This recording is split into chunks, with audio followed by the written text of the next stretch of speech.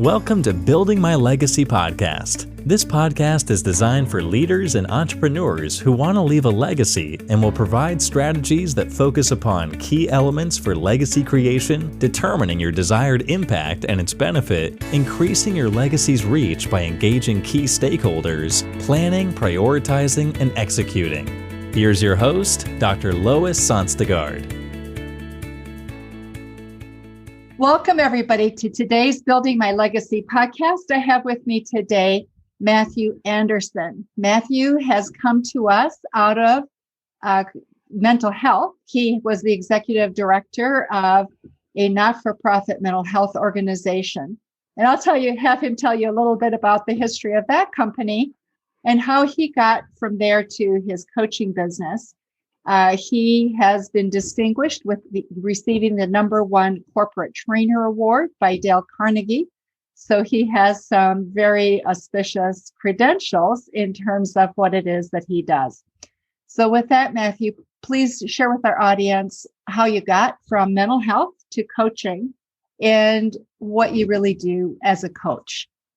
Wonderful. Well, Lois, thank you so much for asking. I appreciate that. And it's wonderful to be with you. I appreciate the opportunity to share a little bit about my story and this important work that we all get to do of serving and working with, other people and helping them to become who they need to become. I was executive director of a mental health nonprofit prior to COVID. I had been in education consulting for a number of years, almost 7 years. I'd been in education consulting, and one of my clients was a nonprofit that I had been serving and helping them. And we had done some really, really wonderful work together. And they had actually asked me to come on as the executive director to help them grow and essentially secure state level funding for a broad scale pilot to prove out the concept of work that we had been doing for a number of years with them. And so I had this really wonderful opportunity in January of 2020 to work with, I'm here in Michigan, so I was working with the state legislature. I actually live very near the Capitol, which was very convenient. So I met with some 30 politicians in the first quarter of 2020 and got key approval from the person whose word essentially meant it was a done deal. My lobbyist was very excited that we got that. And we had been seeking $1.5 million for a pilot, and they approved us for $3 million in a state line item. And so that was kind of a big deal. Line item is a big deal. And so we got that 2 days before COVID hit Michigan. And so everything went away immediately. And I started working with Washington, D.C. and one of our Congress people. And it was a real heavy lift, but we secured a new $3 million in the CARES Act, and the congressperson won in the news. And it was wonderful. It was great. We were very excited about it and very honored to have been included. Mental health is very, very important. This was specifically for young people. And now we're seeing mental health as just, an everyday conversation, which it needs to be, but unfortunately, it's becoming a conversation because so many people are experiencing challenges right now. So the money was approved, which was wonderful, and it just took some time to arrive. Really more time than the nonprofit had to afford, and so I had the unique experience in July of laying myself off. And as all these people are experiencing this, that was something that. The experience itself wasn't unique. The variables for me were, and I realized that the experience itself wasn't very unique. And so I was trying to figure out, what do I want to do next, and who do I want to work with, and how? And I had been a Dale Carnegie trainer for a number of years. I had just finished 2 graduate degrees, a master's of science in conflict management, as well as an MBA. I had finished those within the recent few years. And so it was really about taking all the parts and pieces and things that I had in my life and try to figure out, what do I want to do? Who do I want to do it with, and how? And I really wanted to be of service. To me, it's always been important to serve other people. I spent 10 years in the restaurant industry, which is truly a service industry. I rebranded a heating and air conditioning company earlier in my career. That was a service industry. I mean, I've always been in service. And so to me, that's what coaching and that's what leadership is about. And so I put all the things together, and I made a program that is serving a national clientele, and the reception has just been phenomenal. And so that's where I'm at now is with this company, Leadership Coaching for Results, that I started officially in February. Okay, so I love your title, For Results, because I think too many coaches don't look at results. So tell us a little bit about what you mean by that and how you go about helping people really produce results. Yeah, thank you. I appreciate that. To me, results are critical. I mean, and what else are we doing things for? I mean, it's important to make people feel good. It's important to help build people up. That's not even a question. That's important. And at the end of the day, we work in businesses that need results. Whether they're for-profit, nonprofit, doesn't matter. State government, whatever it is, we need to have results to make things happen. And so the focus truly is on how do we help this individual, any individual that we're working with, how do we help them move from where they are to where they need and want to be, and really with results in mind. And so one of the things that we discuss early in our program is this results equation. And it's focused on, how do you really get results? I mean, we all say we want it, but what really is required to get it? And so what's interesting is there are steps that happen in a linear process that get results. So if we work backwards, to have results, the first thing that we need in order to have results is we need people who are collaborating with one another. They need to be able to engage and have dialogue and work through it all and agree and disagree and really come to a conclusion that's going to get those results. Before we can have collaboration, though, we need engagement. Engagement is a critical piece that we need in order to have collaboration, because if people aren't engaged, they're not going to participate in that back and forth, and they're not going to help yield results that actually matter. To get engagement, there's one thing that we need to do to truly get engagement. We need to have trust in the environment. So if there's an environment full of trust, and sometimes it happens inherently, sometimes it happens culturally, sometimes you have to really, really work for it, but anyone can create trust in the environment. When people trust each other, engagement happens. So how do you get trust? And that's one of the things that we focus on the most with Leadership Coaching for Results. How do you get trust? There's two ways. There's two ways to get trust. You can recognize people for their accomplishments, for their achievements, for the things that they do, small and large. You can recognize them and hold them up for the things that they're doing. And in most cases, both, you can demonstrate empathy. So right now, empathy is something that is so critically important in this pandemic, and we're all facing something as a result of the pandemic, whether it's health insecurity or financial insecurity, job insecurity, or just insecurity, period, because everyone's just so on edge after some 15 months of this. When we demonstrate empathy and we act like humans with each other, and instead of me being your boss and telling you what to do and saying, go on your marching orders and get on your way, but rather taking a moment and being a human with another human and asking not just, hey, how you doing? And, oh, I'm fine. But really, you say fine, but how are things going at home? Tell me what's going on with you. And you take that extra 2, 3, 10 minutes to spend real intentional time that demonstrates empathy. And when you share vulnerability within yourself, that demonstrates empathy. And when you recognize people, that together builds trust. And when you have trust, you get engagement. And when you get engagement, you get collaboration. When you get collaboration, you get results. That's the results equation. Okay, so I want to spend a little time on this empathy, because I think it's a word that's bandied about. We talk about it. Doing it is quite another thing, or experiencing it. I think we maybe sometimes think we do it, but why is it the other doesn't experience it? So let's talk about that, because it's two-way, what we think we're doing and what's caught by the other person, right?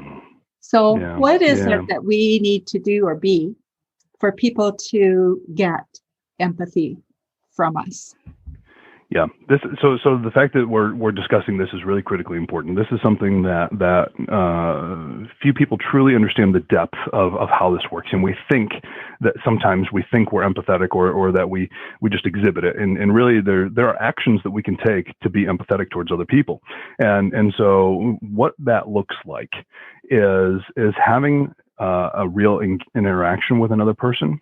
And asking questions that are meaningful to them, and asking deeper questions. And this is the other piece that's really critically important. Asking questions is important, and it's well and good, and it's a part of the conversation, certainly. But sometimes the receiver feels almost interrogated, right?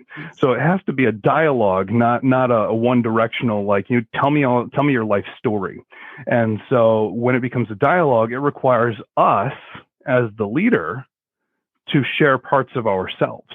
It requires us to allow ourselves to be vulnerable. And so this is one of the things that I teach really, really intentionally. We have whole modules around vulnerability and why does it feel awkward and why does it feel uncomfortable and why, when we look at Maslow's hierarchy of needs, is vulnerability actually in violation of Maslow's hierarchy of needs, because it really does go in violation of that hierarchy. And so when we instead just choose and say, you know what, I have to be bigger than this, I have to allow myself to give freely to other people so that I will get from them what I'm seeking, that is how we really truly demonstrate empathy. It's an uncomfortable experience, and it's an awkward experience, and it's truly, vulnerable is the right word, because we're putting ourselves out there. But what happens is when we do that, people reciprocate. And the really interesting thing is, I didn't understand vulnerability early in my career. I was a very, very effective manager, but I was not a leader. I wasn't a leader at all. I was just very good at managing. And I had a bunch of things that happened that were great, but it was interesting. People didn't want to follow me. They just did what they were told. And it was interesting for me. I believed that I needed to be this super manager, this Teflon exterior. Nothing touched me. I never made a mistake. And if I made a mistake, it wasn't really my fault. It was just variables outside of myself. And so that was really insecurity on my part. That was one variable.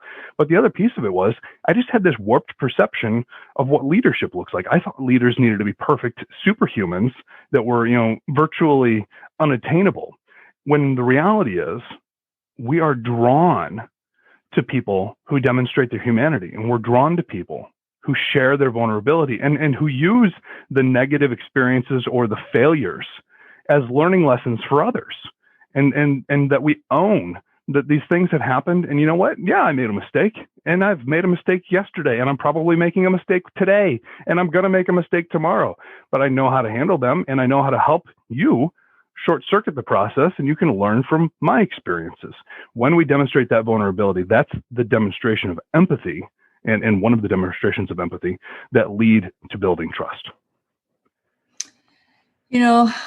So vulnerability in terms of with whom we're vulnerable and to what extent, I think that also gets misunderstood. And I would like to talk a little bit about that. Brene Brown, I think, helped us a little bit with understanding it in that it's not emptying out the garbage pan of everything that's Correct. wrong in your life, right? That's not constructive. No. And so let's talk about what vulnerability is and how you really help people know how to be vulnerable in a healthy way. Absolutely.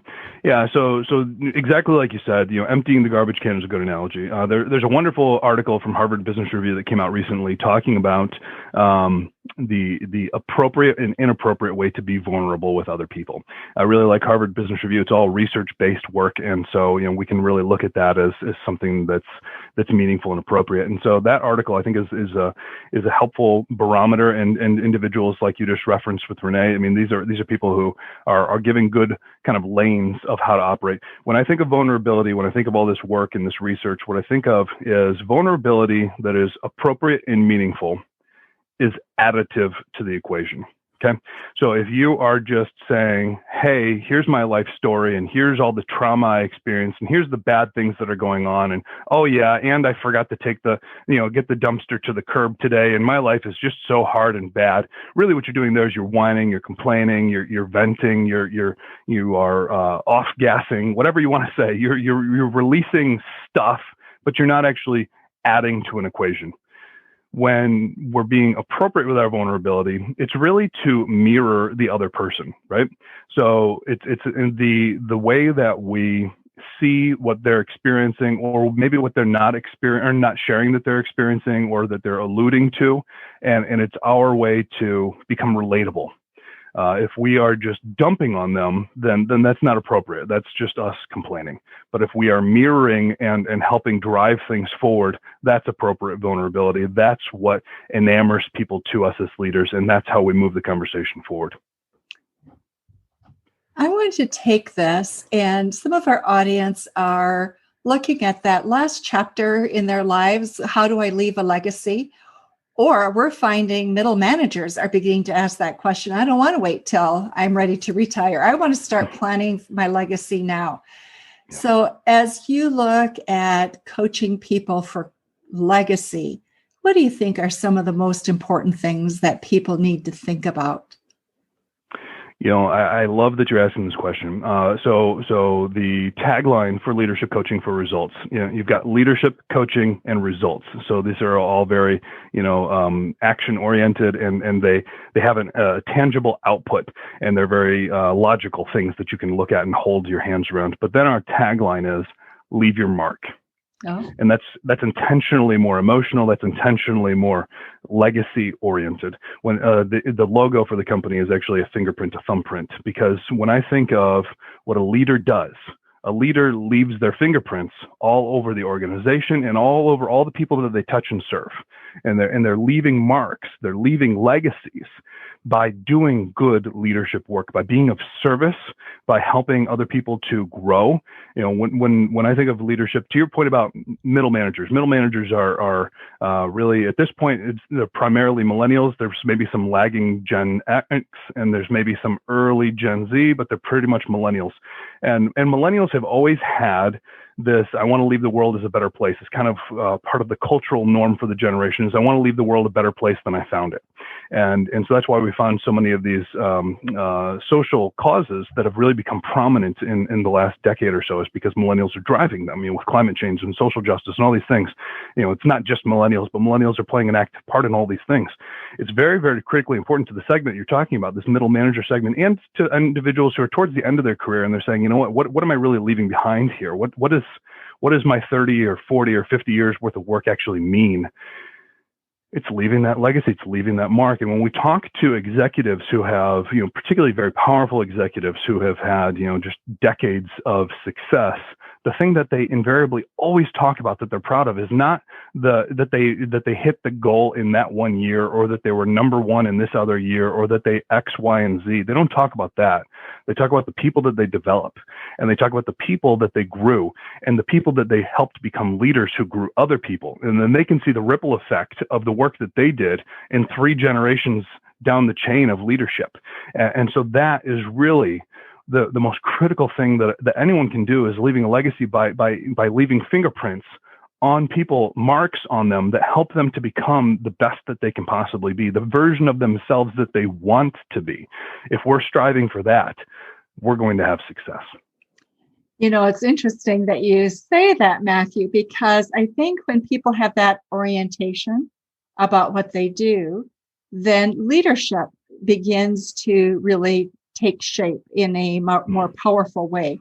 So you may still be doing your corporate job or your entrepreneurial job or whatever it is that you're doing, thinking about what you're going to do for legacy building, but you're really already doing it. You're starting it when you're leaving those thumbprints as you go to different places, right?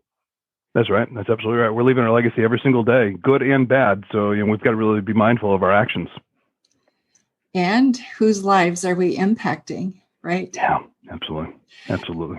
You talk about middle management and the difference between being a leader versus a manager. You also were talking a little bit before we began about the Harvard Business Review article on engagement.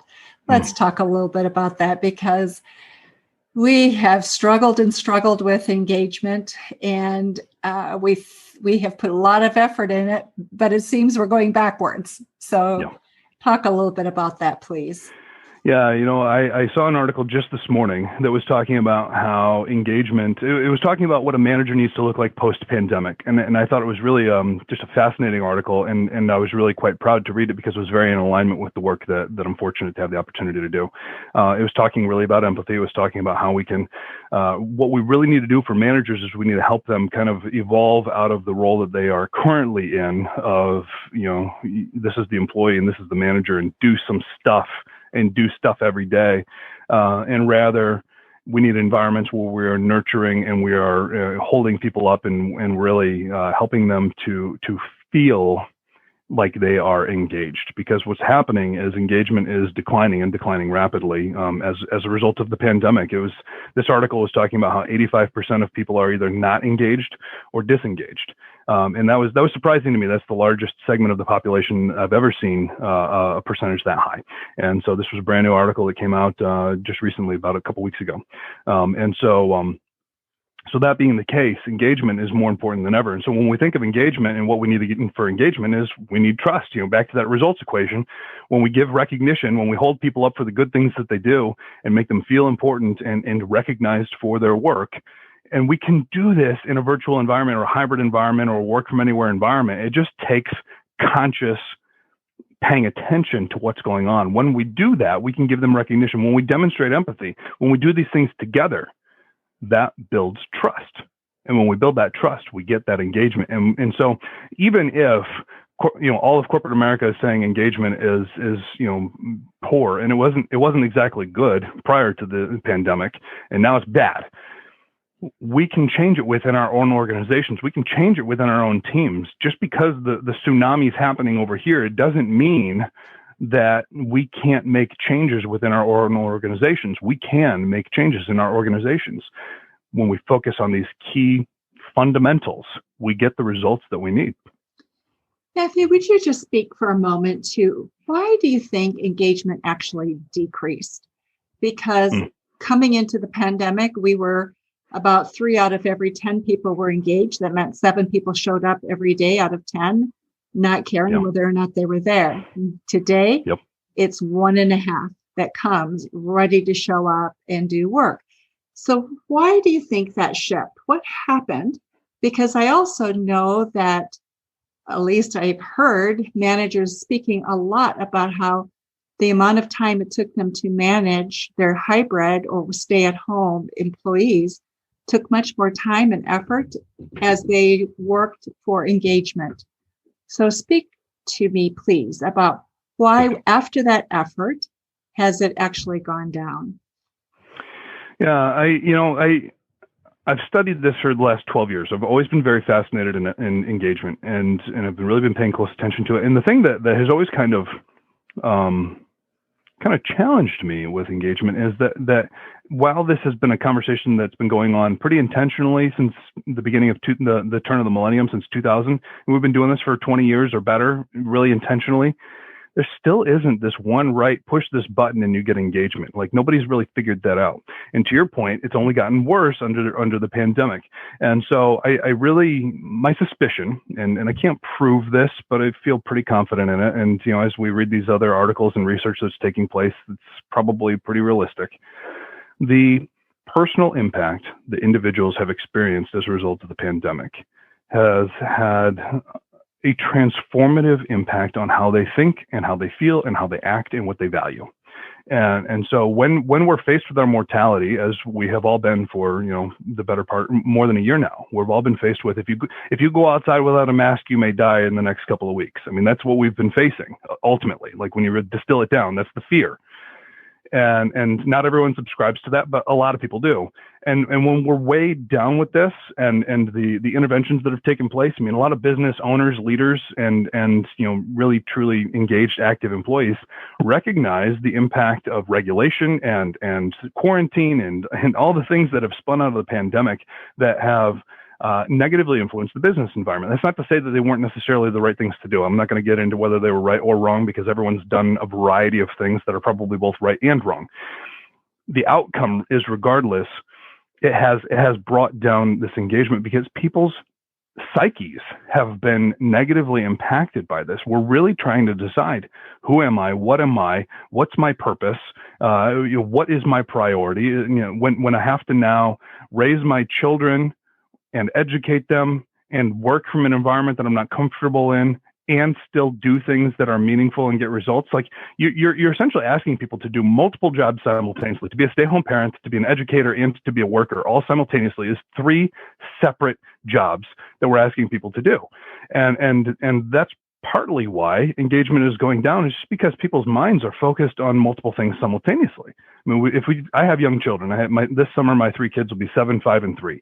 And so fortunately, my wife has always been a stay-at-home mother and has taken care of them. And that's not really something that I have to spend a lot of my time thinking about because we've already had that in place. But for those who had 2-income families, or if there were a single parent or whatever it may be, that is a detractor in terms of people's ability to be engaged. And then you think about all the other variables of their priorities. There are all sorts of stats saying that as many as between 40 and 60% of workers are planning on leaving their organization the moment the job market opens back up in a meaningful way. I mean, if we've got that kind of pent-up demand that people are ready to leave, they're ready to walk away, that first says something about our businesses and the culture that we've already got in place, but it also says something about these people have evaluated themselves. And that's probably not a bad thing, but it does have real implications that we need to be planning for and we need to work towards. And so it's really incumbent upon us as leaders to serve our people and to make them feel welcome and feel important. And when we do these things, that's how we get engagement. And so we can resolve this through our actions. But if we allow ourselves to be subjected to all of this as our workers have, and their engagement has declined, then our engagement will decline and we're not going to be able to build their engagement. So we really have to have the mental resilience to overcome the psychological challenges that we're all facing so that we can help our organizations continue to thrive. Matthew, our time is almost up. And so what have we left out that you're passionate about, that you would like our audience to know, or what have we just glossed over that you would like to make sure we cover? You know, I've enjoyed this conversation. I thought it was fun. It seems meaningful. We had talked at one point about wanting to discuss influence and motivation versus manipulation. I don't know if we can cover that in 5 minutes or not, but if you'd like to explore it, let's do that. Let's start talking about that because Great. You are so right. I think it has a huge impact on engagement, actually, because people aren't sure if they're being manipulated or influenced. Yeah. Great. So let's do that. Go. So tell us the difference. What's the difference between being, Matthew has a background in negotiation. And so this becomes, for me, very interesting because you have a perspective and a background that you bring to this that provides more insight, I think. So thanks for that. So please explain to the audience what is manipulation, and then let's talk about influence and how do we use them differently. Absolutely. So when we think about trying to build trust, one of the things that a skeptical or a cynical person will automatically go to, and I see this with my clients all the time, and I love skeptical and cynical people. They're my favorite people to work with because they become your biggest advocates. Once you get them to buy in, like they are your champions. They're fantastic people. I love working with them. A lot of people are very intimidated or scared. They're fun. If you can get them to buy in, they're fun. And so how do you get somebody who's cynical about this trust that you're trying to build? How do you get them to buy in? Because what some people are fearing is that you're manipulating them. And so as a leader, there is a power source that we have that helps us to influence and to motivate individuals. And we can use that same power source to manipulate them if we're not careful. So I think of the movie Star Wars, the movie series Star Wars. We get the good guys and the bad guys. You get the Jedi and the Sith. And they all use the same power source, the Force. So the good guys and the bad guys are using the Force. For leaders, we have a force. It's influence. We have the same power source to either inspire and to motivate and to empower and to move people forward. Or we can manipulate and really drive them towards outcomes that only serve us. So what we're trying to do is use influence to motivate people. And the way that we can measure this, because this is uncomfortable even for a lot of the managers that I work with, often I get somebody to say, well, that just feels, you're saying motivation, but to me, it feels like manipulation. We conflate the two very easily. It takes place in our own minds that anytime I use my influence to get you to do something, I have manipulated you. That's what a lot of people think. The reality is this. If you are creating a win-lose outcome, you're manipulating somebody. If your organization or you personally win and the employee loses, you have manipulated them without a doubt. That's manipulation. You've used influence in the wrong way. You've manipulated somebody. If you create a win-win outcome where you or the organization or whatever are winning and the employee is winning, when you're both winning, that is motivation. That is using influence to create good.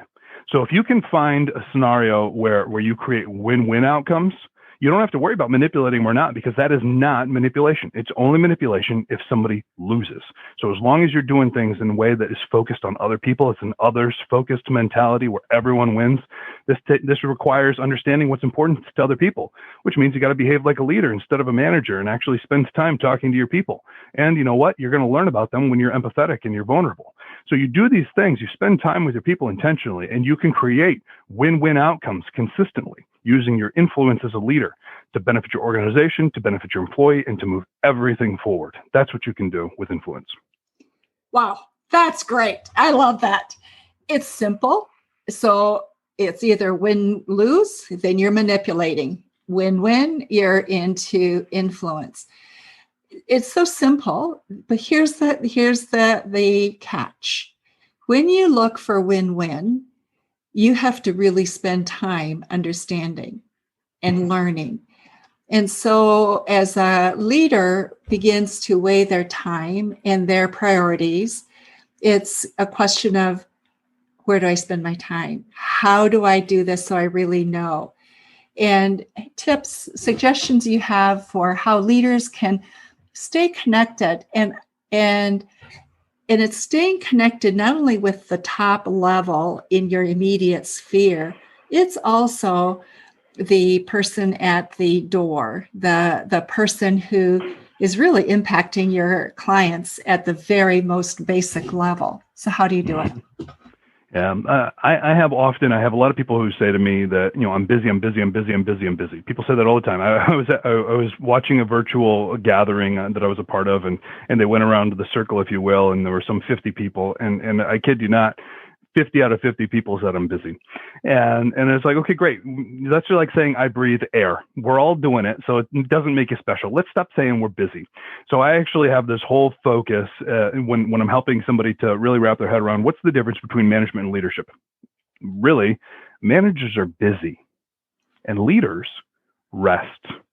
So rest is, we should be taking time for ourselves. We should be taking time for white space for creative thought, because leaders need to be knowledge workers and, and really make things happen with our creative thought and so forth. But here's what it means. Rest stands for give respect. You can give it freely. You give respect. You don't let it be earned. You give it because you're a leader. You're bigger. You don't need to wait. Give it. Give respect. Demonstrate empathy, which we've talked about already. Be of service. Serve other people. Truly care about them as a human, and build trust. Leaders rest, respect, empathy, service, and trust. When we do these things, you can behave like a leader. Now, this doesn't solve the nuance of, I have this one specific responsibility that, Okay, great. Your situation is unique. Everyone's situation is unique. But if you're a leader and you're spending time on people and you're understanding what's important to them and you're getting their buy-in and you're creating win-win outcomes through your influence and you're doing things that are meaningful and important to them, so you're getting engagement so that you can get collaboration, so you can get results, you know what happens? People start taking responsibility of your responsibilities because you give them opportunities to learn and grow and develop and become better.